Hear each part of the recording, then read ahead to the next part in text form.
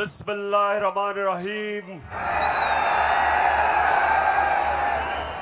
इय्याका नअबुदु व इय्याका नस्तईन। पेशावर, आपको याद है कि मैं आखिरी दफा यहां कब जलसा किया था?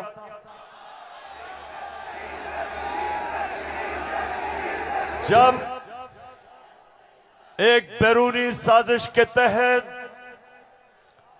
हमारी हुकूमत को गिराया गया, तो पहला जलसा मैंने उसके बाद अपने पेशावर की आवाम के पास आके किया। और माशाअल्लाह पेशावर, जब भी मैं आपको कॉल देता हूं, कभी आपने मुझे मायूस नहीं किया। बहुत बहुत शुक्रिया। अच्छा पेशावर, आज मैंने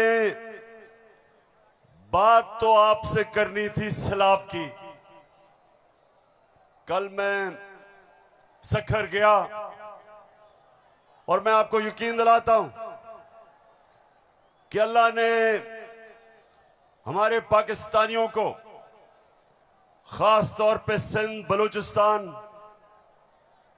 डीजी खान, राजनपुर, डीआई खान, टांक और यहां ऊपर स्वात, गिलगित बल्तिस्तान, अल्लाह ने हमें बड़े इम्तिहान में डाला है।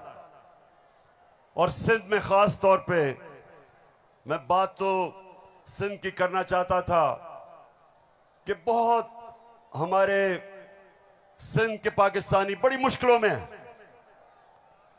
लेकिन मैं आज बात करना चाहता हूं, जिस तरह का प्रोपेगेंडा चल रहा है और खास तौर पे कल एक बड़ा मुनज़्ज़म प्रोपेगेंडा चला है, तो मैं उसके ऊपर पहले बात करूंगा और फिर आपसे पेशावर मजीद बातें होंगी। सबसे पहली चीज, मेरे पाकिस्तानियों, हम सबको एक चीज समझनी चाहिए कि कोई कौम, पेशावर मेरी कोशिश ये है कि मेरा ये सारे जो नौजवान यहां खड़े हैं, मैं आपकी तरबियत भी करूं, आप में सियासी शऊर पैदा करूं, आपको समझाऊं कि हकीकी आजादी क्या है, आपको समझाऊं कि ला इलाहा इल्लल्लाह ये कैसे एक इंसान को आजाद करता है। कैसे जब अल्लाह से आप दावा करते हैं कि अल्लाह तेरा सिवा कोई खुदा नहीं, तो आप अपनी वो जंजीरें तोड़ते हैं जो इंसान को जमीन पे रखता है, इंसान की परवाज रोकता है। ये जंजीरें परवाज रोकती हैं इंसान की, उसकी अजमत की। और मेरे नबी सल्लल्लाहु अलैहि वसल्लम ने मदीना में ला इलाहा इल्लल्लाह से इंसानों को आजाद कर दिया। छोटे इंसान बड़े इंसान बन गए। वो अरब जिनकी कोई हैसियत नहीं थी, चंद सालों में, पेशावर चंद सालों में दुनिया की इमामत की उन्होंने। ये तारीख का हिस्सा है। और मेरी भी कोशिश है कि मैं अपनी कौम की जो जंजीरें बंधी हुई हैं जमीन से, जो हम ऊपर परवाज नहीं कर पा रहे, मेरी भी कोशिश ये है कि मैं अपने नबी सल्लल्लाहु अलैहि वसल्लम की सुन्नत पे चलते हुए अपनी कौम को जगाऊं और कौम को आजाद करूं, ताकि ये जंजीरें टूटे और मेरी कौम ऊपर परवाज करे। तो सबसे पहले ये जो प्रोपेगेंडा किया जा रहा है, ये जो चोरों का टोला एक अमरीकी साजिश के तहत इस मुल्क पर मुसल्लत किया गया,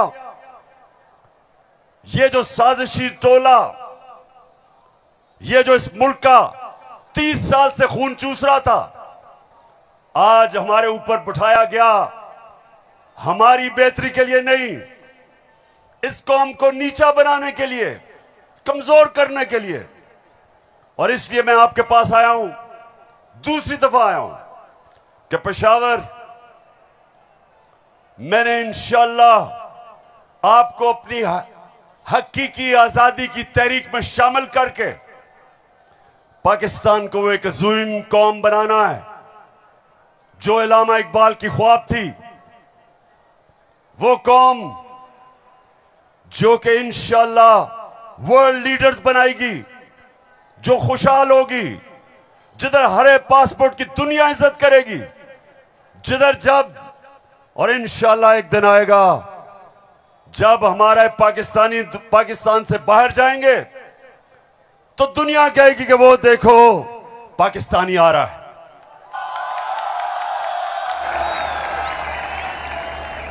मेरे पाकिस्तानियों, एक ऐसा वक्त था कि अरब ताजर, मुसलमान ताजर जब मलेशिया और इंडोनेशिया गए तो कोई मुसलमान फौज नहीं गई थी इंडोनेशिया और मलेशिया। मुसलमान ताजरों का किरदार देख के, मुसलमानों के ताजरों की सच्चाई देख के, सादिक और अमीन ताजरों ने अपने किरदार से लोगों को मुसलमान किया। याद रखें, मुसलमानों ने फतह नहीं किया था मलेशिया और इंडोनेशिया, मुसलमानों का कैरेक्टर था जिसने फतह किया था। मैं वो चाहता हूं कि वो हमारे पाकिस्तानी बने कि जब आप दुनिया में जाएं तो लोग आपकी इज्जत करें, आपके पासपोर्ट की इज्जत करें। और वो कभी नहीं होगा जब तक आपके ऊपर ये चोर बैठे हुए हैं।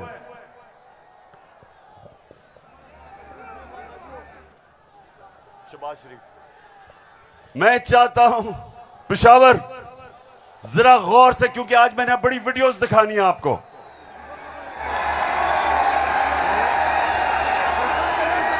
आज आप ये जलसा पूरी तरह आपकी तरबियत भी होगी और आप एंजॉय भी करेंगे।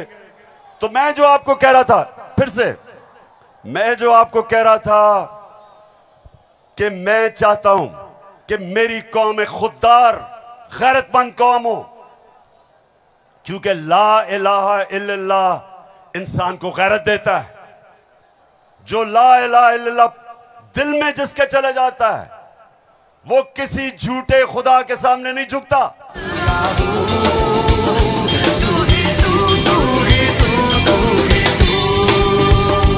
अच्छा, अब देखो, जो मैं चाहता हूं कि किस तरह की कौम मुझे चाहिए, और जरा ये देखें इंपोर्टेड क्राइम मिनिस्टर को। मैं सऊदी अरब से होके आया हूं, मैं यूएई के होके, अभी मैं तुर्की होके आया हूं, और मैंने उन भाइयों को कहा कि आप हमारे बड़े अजीम भाई हैं, हमेशा आपने हमारी मदद की। और मैंने यही कहा, जब मैं आया हूं तो आप समझेंगे शायद ये मांगने आया है, मैं मांगने नहीं आया। मैं आया हूं तो आप समझेंगे शायद ये मांगने आया है, मैं मांगने नहीं आया, लेकिन मजबूरी है। जिस तरह माजी में 75 साल में आपने हमारा हाथ बटाया है, कुछ अर्सा आप हाथ बटा। मैंने कहा मैं वादा करता हूं कि इंशाअल्लाह हम पूरी कौम, हम मिलकर दिन रात मेहनत करेंगे, पसीना गिराएंगे, अपने पांव पे खड़े होंगे। क्यों पेशावर, सुन लिया?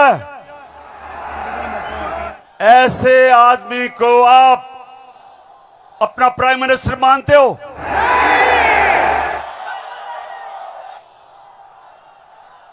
अगर ये वाकई अगर गैरतमंद प्राइम मिनिस्टर होता तो पहले जो इन्होंने अरबों रुपया चोरी करके मुल्क से बाहर रखा, पहले वो वापस लेके आते, फिर लोगों से पैसे मांगते। अपना पैसा चोरी करके मुल्क से बाहर, और बाहर जाके लोगों से पैसे भीख मांगना। अच्छा पाकिस्तानियों, पेशावर, मैं आज आपको अब बताना चाहता हूं कि ये जो चोरों का टोला हमारे ऊपर मुसल्लत किया, अब इनको पता चल गया है कि ये अब ये हमें हरा नहीं सकते। हाँ मुझे पता है कि फजल रहमान भी इनमें से एक है। अब ये जो थ्री स्टूजेस हैं, इनको पता है कि मैच खेल के तो ये अब ये जीत नहीं सकते। इनको पता है कि जब भी इलेक्शन हुआ इन्होंने हारना है। अब ये कर क्या रहे हैं? साजिशें कर रहे हैं। किसी तरह इमरान खान को डिस्क्वालीफाई करवाओ, केस बनाओ, कभी तोशा खाना, कभी वो इनका पालतू इलेक्शन कमीशन, कभी वो कोशिश कर रहे डिस्क्वालीफाई करने के लिए।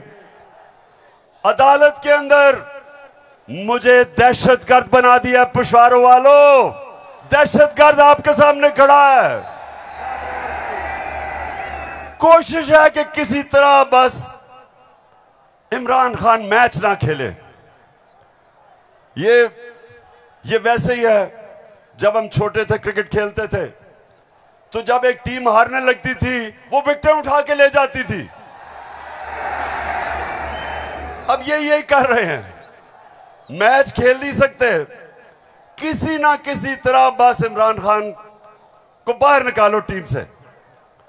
दूसरी चीज, और ये उससे खतरनाक चीज कर रहे हैं, पेशावर ये कोशिश कर रहे हैं कि किसी तरह पाकिस्तान की सबसे बड़ी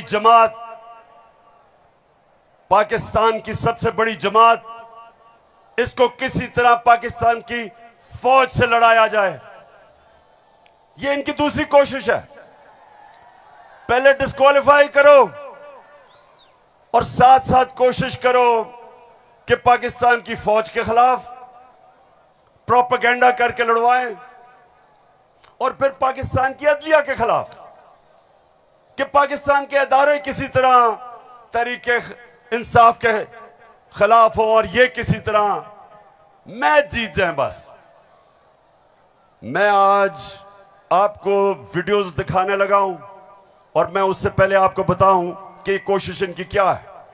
जो कुछ मैं कहता हूं, इनका प्रोपेगेंडा सेल बैठा हुआ है, वो हर चीज को मोड़ के कोशिश करता है कि या किसी तरह अदालत मेरे खिलाफ हो या किसी तरह फौज मेरे खिलाफ हो। अब मैंने क्या कहा था? मैंने अभी चंद रोज पहले क्या कहा, परसों मैंने क्या कहा? मैंने ये कहा कि फौज का जो आर्मी चीफ होता है उसको मेरिट पे सिलेक्शन होनी चाहिए।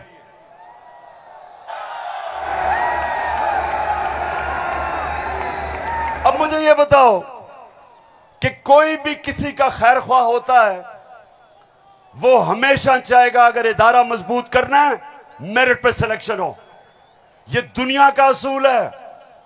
आपने अगर फैक्ट्री सही चलानी है, ऊपर मेरिट पे आदमी बिठाओ। आपने अगर मुल्क को ऊपर लेके जाना है, क्रिकेट टीम अच्छी बनानी है, तो मेरिट के ऊपर सिलेक्शन हो। इसमें क्या गलत बात की थी? और मैंने साथ ये कहा था कि नवाज शरीफ और आसिफ जरदारी, ये किसी सूरत इन दो डाकुओं को पाकिस्तान का आर्मी चीफ नहीं सिलेक्ट करना चाहिए। ये क्यों कहा था मैंने ये इसलिए कहा था, सबसे पहले नवाज शरीफ मुल्क का मुजरिम है। अरबों रुपए की प्रॉपर्टीज बाहर इसकी पैनामा में पकड़ा गया, सजा हुई इसको। झूठ बोल के मुल्क से बाहर भागा, मफरूर है। मुझे यह बताएं पेशावर, जरा मुझे यह बताएं कि क्या एक चोर को, एक मफरूर को, एक भगौड़े को जो मुल्क से बाहर पैसा ले जाता है, क्या उसको पाकिस्तान का आर्मी चीफ सिलेक्ट करना चाहिए? जरा मुझे बताएं। और इधर बात खत्म नहीं होती। दूसरी, डॉन लीक्स क्या थी? हिंदुस्तान पाकिस्तान की फौज को कह रहा था ये दहशतगर्दी कर रही है। हिंदुस्तान उस वक्त के पाकिस्तान के सिपहसालार रहील शरीफ को कह रहा था ये दहशतगर्दों का सरदार है। और डॉन लीग्स में क्या चीज सामने आती है? बजाय नवाज शरीफ और नून लीग अपनी फौज के साथ खड़े हो, वो हिंदुस्तान को पैगाम पहुंचाते हैं कि जी हम कुछ नहीं कर रहे, फौज सब कुछ कर रही है। अपने से फौज को अलग कर लिया। काठमांडू में सार्क मीटिंग में बरका दत्त किताब में लिखती है कि नवाज शरीफ छुप छुप के नरेंद्र मोदी को मिल रहा था अपनी फौज से डर के। और दूसरी तरफ आसिफ जरदारी वो अमेरिकनों को कहता है, अपने अमेरिका में पाकिस्तान का एम्बेसडर हुसैन हक्कानी वो जाके अमेरिकनों को एडमिरल मलन को कहता है कि जनाब गवर्नमेंट को और जरदारी की गवर्नमेंट को पाकिस्तान की फौज से बचा लो। ये वो लोग हैं, बताओ मुझे, ये आर्मी चीफ सेलेक्ट कर सकते हैं? क्या हम इतने अहम ओहदे इन दोनों चोरों के हाथ में देंगे? नहीं देंगे। लेकिन तीसरी चीज पेशावर सुनो, इन्होंने सबको, मैंने बार बार आपको वो मुरासला दिखाया जो अमरीकी अंडर सेक्रेटरी ने धमकी दी पाकिस्तान को, पाकिस्तान के एम्बेसडर असद मजीद को, कि अगर तुमने इमरान खान को ना हटाया तो पाकिस्तान को मुश्किलों का सामना करना पड़ेगा। और नो कॉन्फिडेंस मोशन में अभी टेबल नहीं हुई थी तब वो धमकी देता है। और सबको पता है उसके बाद क्या हुआ। नो कॉन्फिडेंस आता है, चोरी के पैसे से मेंबर पार्लियामेंट खरीदे जाते हैं, करप्शन के पैसे से लोटे बनाए जाते हैं। और आपका भी एक बहुत बड़ा लोटा था। कौन लोटा था आपका? एक ही पख्तूनख्वा से लोटा आया और बहुत बड़ा लोटा था वो। लोटों पे पैसा चलता है, लोटों पे नोट चलते हैं, और उसके बाद हमारी हुकूमत गिराई जाती है और इनको इंपोर्टेड हुकूमत ऊपर लगाई जाती है।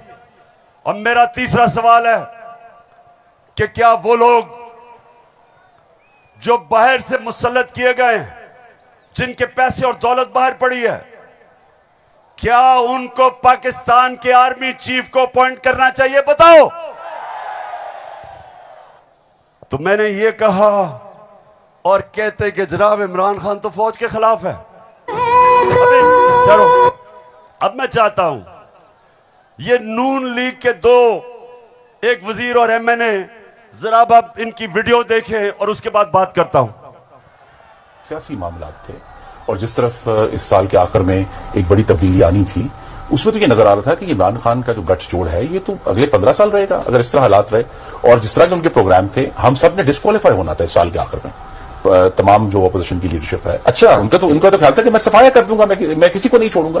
तो ये आपका खदशा है? मालूमात है जी, हमारी सीरियस मालूमात। आपके ख्याल में जो आप ये लोगों को भूल जाता है, लेकिन कुछ माह पहले जो कहा कि हम नैब के कुछ 100 जज और हायर कर रहे हैं और हम सारे केसों को एक्सप्लाइट करेंगे, तो उस मैथ्स लेवल के ऊपर, मैथ्स लेवल पे डिस्क्वालिफिकेशन होनी थी, बिगिनिंग शहबाज शरीफ डाउनवर्ड, शाहजहां अब्बासी, हसन इकबाल और ऑल ऑफ अस, सिर्फ मुस्लिम लीग नून की नहीं। आपके ख्याल में जो कोalition बनी है वो इसी वजह से बनी है कि इमरान खान साहब के तो फाशिस्ट प्लान्स थे ना इस मुल्क के ऊपर हमला करने के। तो लिहाजा ये आज मुश्किल जरूर है, लेकिन ये हमें याद रखना है जब हम मुइशत की डिस्कस करते हैं कि यहां जमहूरियत का, हाकमियत का और वफाकियत का मामला भी मौजूद है जिसको हमें साथ लेकर चलना है। तो इसलिए एक लार्जर कॉन्टेक्स्ट में सियासी मामला कि जो हमें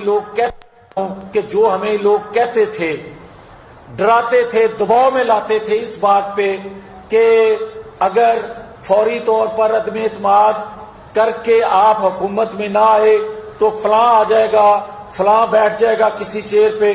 कोई किसी किस्म का हमें उस वक्त भी न नोटिस था न हमने लिया था, मगर इत्तेहादी जमातों के हम फैसलों पर के पाबंद थे। मैं आज भी ये बात कहने लगा हूं कि अगर कि जो हमें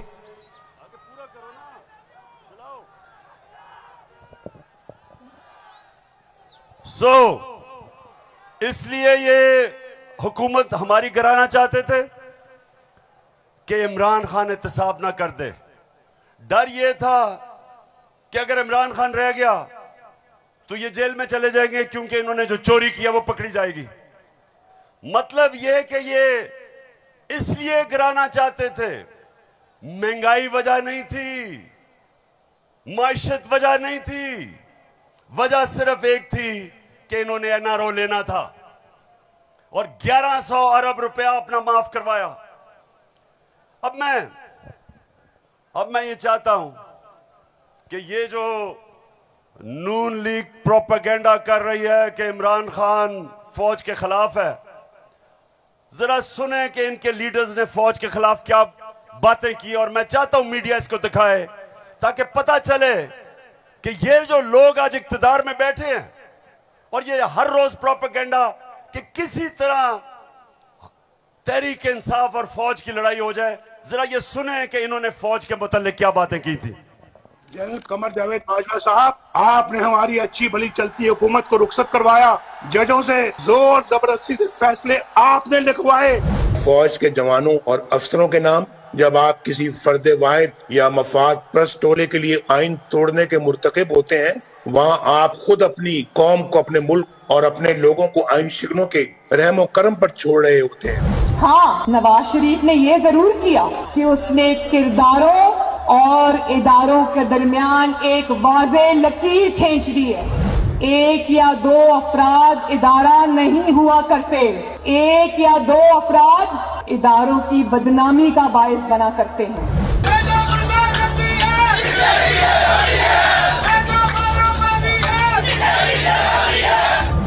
जो शख्स इस किस्म की कार्रवाइयों में मुलव्विस रहा हो उसका एहतसाब होना चाहिए। उसको बल्कि इतने बड़ी उनकी ग्लेयरिंग चीज़ें शायद 73 साल की तारीख में कभी नहीं मिलती, तो अब तो उनका एहतसाब होना चाहिए। ये इस किस्म के शख्स को कोई और ओहदा दे देना, और वो भी इतना इम्पोर्टेंट ओहदा देना, ये मैं समझती हूँ कि ये कौम के मुंह पे तमाचा है, आइन और कानून की हुकूमत के मुंह पे तमाचा है। तुम हमें सियासत बतलाते हो, अपने हुदूद में रहो, इसराइल की नौकरी न किया करो, इसराइल के वजीफों पर पलने वाले जर्नलों अपने हुदूद में रहो। बड़े रैंकों वालों से भी अपने आप को मुहतरम समझता हूँ, और अगर बिगड़ोगे तो फिर अगर हम बिगड़ गए तो अफगानिस्तान में अमेरिका का क्या हश्र हुआ, खुदा की कसम यहाँ तुम्हारा वही हश्र। तो हमारी किरदार कशी करना छोड़ दो। अगर हमने आपकी शुरू की तो पता नहीं पाकिस्तान बनने से आज तक कितने जनरलों की शुरू हो जाएगी। बेटी भाई वो अक्यूज्ड हैं, उनकी लिस्ट लेके जिस दिन हमने प्रेस कॉन्फ्रेंस की तो आपकी ईंट से ईंट बढ़ जाएगी। अभिनंदन की क्या बात करते हैं। चीफ ऑफ आर्मी स्टाफ तशरीफ लाए, पैर कांप रहे थे, पसीने माथे पे थे। सुन लिया पेशावर, मैं इसलिए ये बता रहा हूं कि ये वो लोग हैं जो हमें कह रहे हैं कि हम अपनी फौज के खिलाफ हैं। फौज भी मेरी, मुल्क भी मेरा।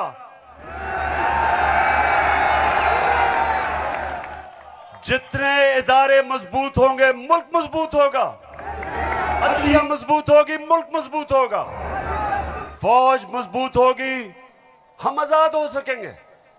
हम अपनी आजादी, हम किसी के सामने झुकेंगे नहीं, कोई मुल्क हमें फतह नहीं करेगा। जिस तरह सारी मुसलमान दुनिया में आज अजाब आया हुआ है, सोमालिया से लेके, लिबिया से लेके, सीरिया से लेके, सारी मुसलमान, अफगानिस्तान में क्या हुआ, यमन में, सारी मुसलमान दुनिया में किस तरह का अजाब आया, और हम वो पाकिस्तान है जो एक मजबूत फौज की वजह से बचे हुए हैं। तो नून लीग वाले ये समझ जाओ कि हम वो लोग हैं जो इस मुल्क के इदारे मजबूत करेंगे। और कभी अगर कोई तनकीद करते भी हैं अपनी फौज के लिए, उसकी बेहतरी के लिए करते हैं, तामीरी तनकीद करते हैं। अब वो चलाओ।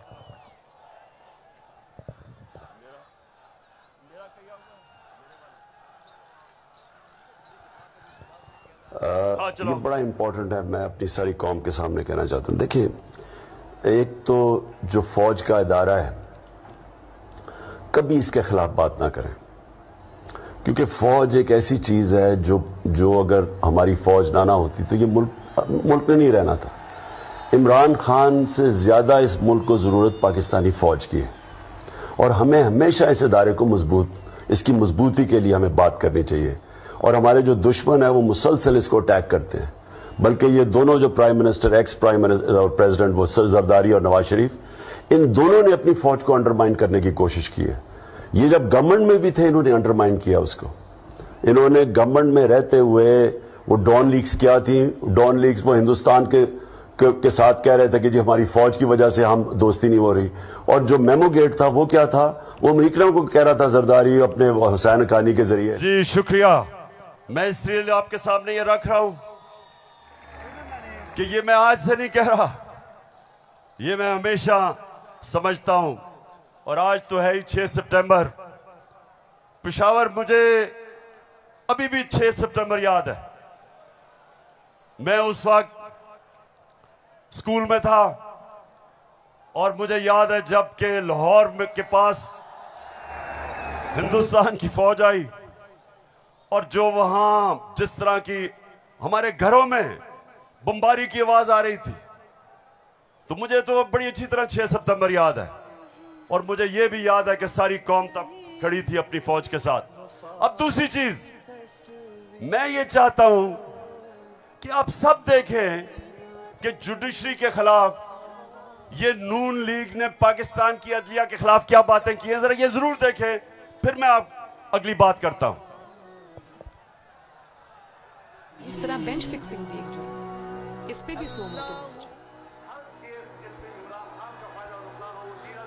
फजल रहमान देख ले कितना गुस्सा चढ़ा हुआ है इसको। सारे फैसले एक ही जज करेगा, जैसे लगता है कि उसका जज नहीं है, उसकी पार्टी का रुकन हो।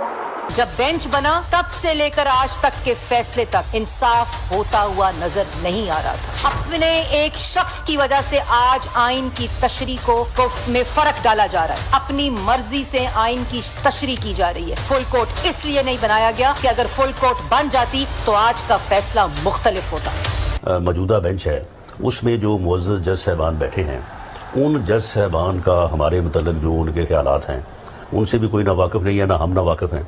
और उसके बाद हर वो केस जिसका फैसला हमारे खिलाफ आना हो, उस बेंच का जो है वो वही हिस्सा होते हैं। और अब तो ये बात पहले से जो है वो प्रिडिक्ट होने लगी है। जो सहाफ़ी वहाँ सुप्रीम कोर्ट की कार्रवाई को कवर करते हैं, तो वो पहले से जब बेंच बनता है या कोई केस जाता है तो वो पहले से बता देते हैं कि इसके ऊपर फलां बेंच बनेगा। अगर कुछ लोग गैर जानिबदार नहीं होंगे, अगर इसके सहूलतकार पीछे नहीं हटेंगे, तो हमें बता दें मुल्क कौन चलाएगा। सुप्रीम कोर्ट के जजेस ने पीछे बेंड करके अपने आप को कभी इधर कि नहीं, शायद उनको समझ नहीं आई, शायद उनके तक पैगाम नहीं पहुंचा, वगैरह वगैरह वगैरह करके इनको हाथ नहीं लगाया इनको। तो मतलब ये है कि इनको कौन सी दीवार पे लगाया। तो जिस तरह मैच फिक्सिंग एक जुर्म है, इस तरह बेंच फिक्सिंग भी एक जुर्म। जब बेल का फैसला होने वाला होता था, जेल में उस दिन खबर मिलती थी कि 3 हफ्तों के लिए बेंच डिसॉल्व हो गया, नया बेंच, या कोई जज छुट्टी पे चला गया, जाता नहीं था, भेजा जाता। काजी फाइज ईसा साहब के मामले में माई लॉर्डशिप से ये पूछना चाहते हैं कि वो आपके ब्रदर जज थे ना, आपने क्या किया? तो फिर हमारी बात नोट कर लो, हम हर उस अदालत का और उस जज का घेराव करेंगे जो तुम्हारे इस गंदे और घटिया एजेंडे को परवान चढ़ाने के लिए अपोजिशन के खिलाफ जो है इक़दाम करेगा। चीफ सेक्रेटरी साहब, आपको इस बात का जवाब देना पड़ेगा। आपने इधर ही रहना है, आपके बच्चों ने भी इधर ही रहना है। कमिश्नर लाहौर साहब, आपने भी इधर रहना है, आपने सर्विस भी करनी है। इसलिए आपको ये चाहिए था कि आप इस गैर कानूनी अमल के आगे दीवार बनते और इसे बजा लाने से इनकार करते।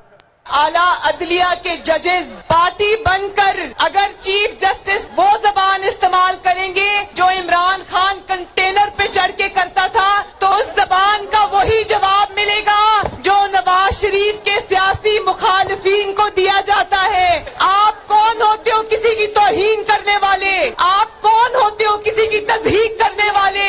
ऐसे नाइंसाफी पर मबनी फैसले करोगे, बुग़्ज़ पर मबनी फैसले करोगे, इंतकाम वाले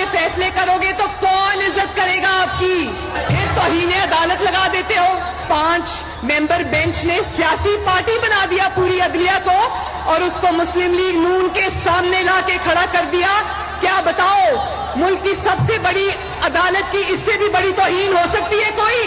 हम आपकी इज्जत करना चाहते हैं, आप भी तो अपनी इज्जत करवाओ। तो जस्टिस अजमत सईद साहब जो है उनको कौन नहीं जानता, पर्सनली जाती तौर पे असरअंदाज होकर उन्होंने JIT बनवाई, बदनाम जमाना JIT को आज तक व्हाट्सएप।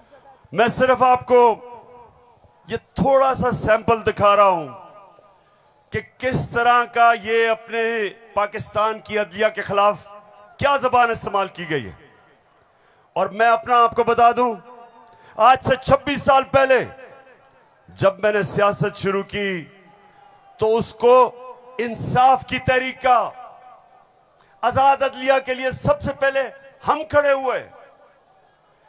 जेल में वाहिद सियासी लीडर था जो आजाद अदलिया के लिए जेल में गया। 2008 की इलेक्शन बॉयकॉट की अपनी अदलिया के लिए। उसके बाद जब हम इक्तदार में आए तो इस्लामाबाद में 50 साल के बाद पहली दफा जुडिशल कॉम्प्लेक्स बनाया अपने जजेस के लिए। मैं ये इसलिए आपको कह रहा हूं कि जो कानून की बालादस्ती, रूल ऑफ लॉ, कोई माशरा आगे नहीं बढ़ सकता जब तक वहां इंसाफ नहीं होता, और इंसाफ देती है अदलिया।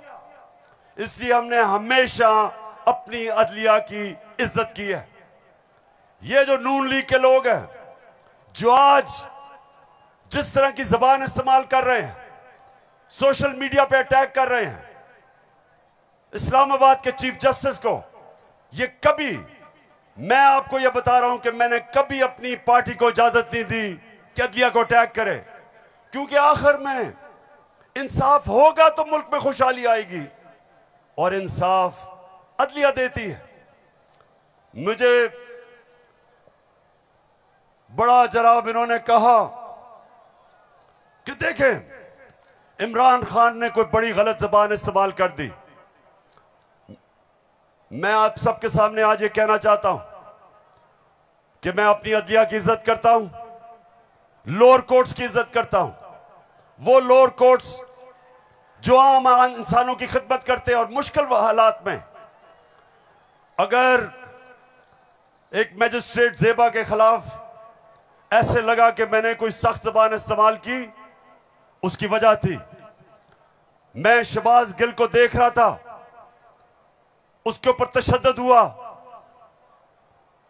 उसको जिसको कहते हैं कस्टोडियल टॉर्चर, उसको हवालात में बंद करके तशद्दुद किया गया, नंगा किया गया। और उसकी जब हमने देखा उसके हालात और उसके ऊपर प्रेशर डाला गया कि मेरे खिलाफ स्टेटमेंट दे, मेरे ही उसके ऊपर अगर ज्यादा ऐसे लगा सख्त स्टेटमेंट है, ये मेरा मकसद नहीं था। कभी मैं ये नहीं समझ सकता कि मैं किसी जज को धमकी दूं, लेकिन मैं आज सबको ये कहना चाहता हूं कि इस मुल्क में जब तक इदारे मजबूत और ताकतवर नहीं होंगे, मुल्क ऊपर नहीं आएगा। आज अगर मगरिब के अंदर खुशहाली है तो वहां इंसाफ है। जितना ज्यादा इंसाफ और कानून की बालादस्ती, उतना खुशहाल माशरा। तो मेरी तो पहले दिन से यह स्ट्रगल है। तो पेशावर सबको मैं आज पैगाम देना चाहता हूं कि ये जो कोशिश की जा रही है तहरीक इंसाफ को इदारों से लड़ाने की, ये कौम सब समझ गई है। कौम में सियासी शऊर आ गया है। लोग एक एक चीज, कभी भी पाकिस्तान के अंदर अवाम और बच्चे और नौजवान और मेरी ख्वातीन बहनें, कभी इस तरह का शऊर और बेदारी नहीं थी जो अल्लाह के फजल से आज पाकिस्तान में है। तो ये जो चोरों का टोला, ये जो बार बार कोशिश कर रहा है कि तहरीक इंसाफ को दीवार से लगाया जाए, सब सुन लो कि जितना तुम मुझे दीवार से लगाओगे उतना मैं और तुम्हारे से मुकाबला करूंगा, लड़ूंगा तुम्हारे से।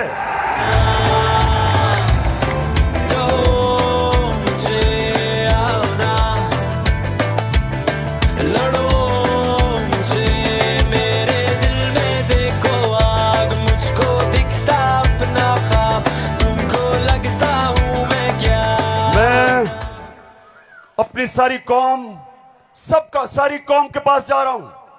7 महीने से मैं पब्लिक में हूं, हर शहर में जा रहा हूं, अपनी कौम को तैयार कर रहा हूं कि मेरे पाकिस्तानियों, जब मैं तुम्हें कॉल दूंगा तुमने निकलना है मेरे साथ। कहती है ये राहे अमल, आओ हम सब साथ चले, मुश्किल हो या आसानी, हाथ में डाले हाथ चले, धड़कन है पंजाब मगर दिल अपना मैदान है।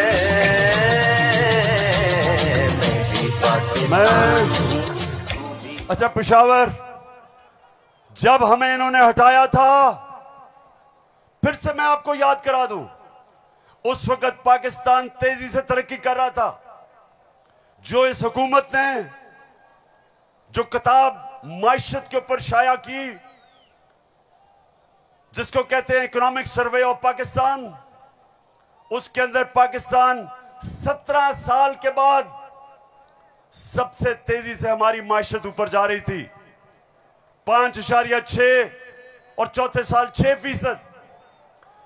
आज IMF कह रहा है, आलमी इदारा कह रहा है कि 6% से अब हमारी माइशत 1% से भी कम पे जा रही है। यानी माइशत सुकड़ रही है, बेरोजगारी बढ़ रही है, फैक्ट्रियां बंद हो रही हैं, किसान जिसने रिकॉर्ड पैदावार की थी उसकी पैदावार नीचे जा रही है, क्योंकि बिजली और फजलुर रहमान की कीमत ऊपर चली गई है। ट्यूबवेल के लिए जो डीजल चाहिए वो महंगा हो गया। बिजली, अच्छा बिजली के बिल जिन जिन के पास आए हैं, जरा मुझे हाथ खड़े करके बताएं, कभी पाकिस्तान की तारीख में इतनी महंगी बिजली नहीं थी। क्या हुआ कि 4 महीने में कौन सी क़यामत आ गई कि बिजली की कीमत 18 रुपए यूनिट से 36 रुपए यूनिट और टैक्सेस मिला के 50 रुपए यूनिट पे बिजली पहुंच गई है। गंदम 850 रुपए पे 20 kg मिलती थी, आज कराची के अंदर 2000 रुपए पे नहीं मिल रही। बलूचिस्तान में देखें गंदम की कीमत किधर गई। हमारे दौर में, ये जरा गौर से सुने, हमारे दौर में तेल इंटरनेशनल मंडी में 103 से 115 डॉलर पे बिकता था, आज वो पहुंच गया 96 डॉलर पे। तेल की कीमत इंटरनेशनल मंडी में कम हो गई है, लेकिन हमारे दौर में 1 लीटर पेट्रोल 150 रुपए और 1 लीटर फजलुर रहमान 145 रुपए, आज 234 पे पहुंच गया। बिजली दुगनी, पेट्रोल डीजल ऊपर, सब कुछ महंगा और रुपया गिर रहा है। IMF के प्रोग्राम के बावजूद रुपया गिर रहा है। IMF ये कहता है कि आगे पाकिस्तान के जो माशी हालात है वो और बिगड़ने वाले हैं, बिजली की कीमत अभी और बढ़ेगी, GST लगेगा 17%, कीमत और ऊपर, पेट्रोल डीजल और ऊपर। तो मेरे पाकिस्तानियों, आज हम नहीं, IMF कह रहा है कि पाकिस्तान श्रीलंका की तरफ जा रहा है, यानी माशी तबाही की तरफ जा रहा है। तो सवाल आज ये है कि वो कौन थे, वो कौन मुजरिम थे, कौन इस कौम के गद्दार थे जिन्होंने बैरूनी साजिश का हिस्सा बन के इस मुल्क में आपकी हुकूमत कराई और इन चोरों को लेके आए।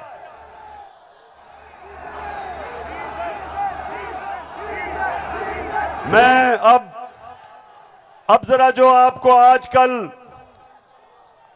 आजकल जो नवाज शरीफ की बेटी आजकल बनी हुई है, मालिका बनी हुई है पाकिस्तान की, प्रोटोकॉल उसको प्राइम मिनिस्टर का मिल रहा है। जरा मैं सारी कौम के सामने बताना चाहता हूं कि इसका सबसे बड़ा मसला यह है कि इससे सच नहीं बोला जाता। जरा ये आप फिल्म शो देखें। ना आपकी इनकम इतनी है कि आपको ये प्रॉपर्टी आप ले सकते हैं, क्योंकि आपने मे फेयर के अंदर जो आपकी 4 अपार्टमेंट्स हैं उनकी 1 अरब से ज्यादा, 1 अरब रुपए से ज्यादा उनकी कीमत है। अब 4.5 अरब तक पहुंच गई है उनकी कीमत। आपने अपनी जो टैक्स में टोटल आमदनी बताई है 94 में 1.5 लाख रुपए है। मुझे ये बताएं कि आपने अरबों रुपए की मे फेयर में प्रॉपर्टी खरीदी कैसे? सुन लिया? ये आज से 10 साल पहले मैंने पूछा कि बताएं आपने आमदनी तो अपनी दिखाई नहीं, तो ये अरबों रुपए की बर्तानिया के सबसे महंगे शहर लंदन के सबसे महंगे इलाके में आपने अरबों रुपए की प्रॉपर्टी कैसे ली? तो जरा आप ये सुने, जवाब आता है। बात ये है कि जिन अरबों रुपए की मे फेयर की प्रॉपर्टीज की ये बात कर रहे हैं, ये तो पहले पता नहीं है। बताएं कौन सी प्रॉपर्टीज है, लाएं, दिखाएं, उसका कोई प्रूफ लाएं। सुन लिया?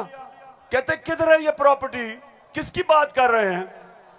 अब ये जरा मरियम बीबी को भी सुन लो कि इस तरह मुझे लगा कि आप लोगों को बेवकूफ नहीं बना सकते। मेरी सेंट्रल लंदन में प्रॉपर्टीज तो दूर की बात है, मेरी पाकिस्तान में भी कोई प्रॉपर्टी नहीं है। मैं अपने वालिद के साथ है और मुझे समझ नहीं आई कि मेरी और मेरी वालदा की और बहन भाइयों की प्रॉपर्टीज ये कहाँ से निकाल के ले आए हैं। मेरे नाम पाकिस्तान में कोई प्रॉपर्टी नहीं है, ये तो इंग्लैंड की बात है।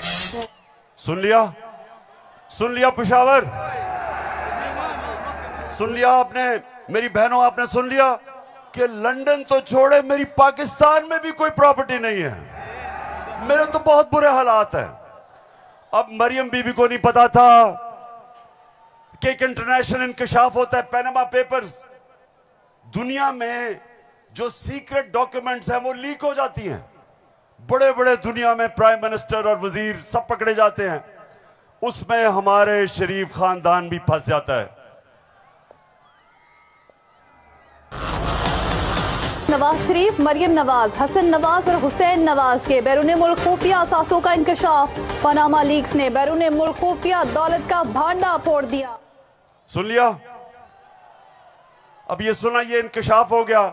जब इंकशाफ हुआ तो मरियम के भाई हुसैन शरीफ क्या कहते हैं, ये जरा सुन लें।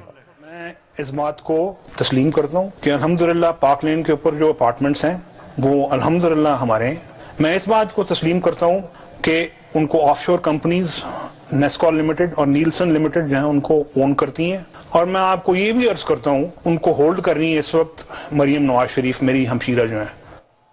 पेशावर सुन लिया कि छुपाई हुई थी प्रॉपर्टीज। एक हदीस है कि शैतान आप इंसान के गुनाह दुनिया में नशर कर देता है। वो दुनिया में नशर हो गए, उन्होंने कहा हमारी प्रॉपर्टीज नहीं, प्रॉपर्टी सामने आ गई। अब ये मैं आपको समझाने की कोशिश कर रहा हूं। असल में नवाज शरीफ की प्रॉपर्टी थी। मरियम बेचारी के पास किधर से पैसा आया? पैसा तो नवाज शरीफ का था। क्यों छुपा रहा था? क्योंकि आपके चोरी का पैसा था, अवाम से पैसा चोरी किया था। चोरी और करप्शन में क्या फर्क? चोरी होती है जो जेब कुतरा करता है, जो आपके घर में चोरी होती है, जो साइकिल चोरी होता है, मोटरसाइकिल, इंसान को नुकसान पहुंचता है। करप्शन, मुल्क का पैसा चोरी करने को करप्शन कहते हैं, और मुल्क तबाह होते हैं करप्शन से। जो पैसा आपकी तालीम पे, अस्पतालों पे, सड़कों पे, गुर्बत कम करने पे, जो पैसा वहां खर्च करना होता है इनकी जेबों में चला जाता है, मुल्क से बाहर चला जाता है। इसलिए कौम में गरीब इसलिए नहीं होती कि उनके पास वसाइल नहीं है, असासे नहीं है। कौमें गरीब तब होती हैं जब उनके अपने सरबराह मुल्क को पैसा चोरी करके बाहर ले जाते हैं। तो ये जो आज हमारे ऊपर मुसल्लत किए हुए हैं, सारी कौम तैयार हो जाए। मैं कभी इनको कबूल नहीं करूंगा, मैं कभी इनकी गुलामी कबूल नहीं करूंगा।